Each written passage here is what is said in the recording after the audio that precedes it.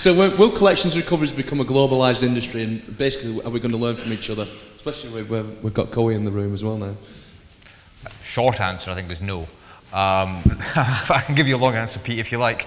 I think actually it's challenging to kind of do it on a globalised level. I mean, as the bio mentioned, I've looked after some compliance teams and collections consequently across a variety of sort of international territories. It's just so different, So in Finland, I learned they don't pay things by direct debit. When it's the instalment date, you send them an invoice, and they kind of have 30 days to pay the invoice back, and it's like weird. And I remember saying to people, "Hey, do people just pay you?" "Yeah, they do." And that just seems really strange to us, because you kind of go, the key thing is to get it to be automated and not rely upon the consumer to take a positive action to pay you. So it will take a bigger brain than me, Pete, to figure out how to do it on a sort of a one-size-fits-all. Sam?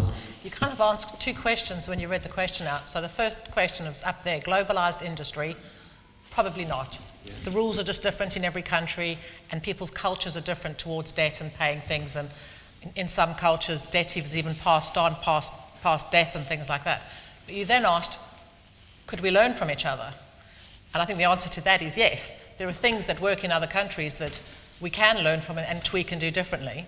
But would we become a globalised industry? I just think the rules and the laws and the governing bodies are just too different to really become globalised. Tony? Nothing to add to that, Sam. Thank you.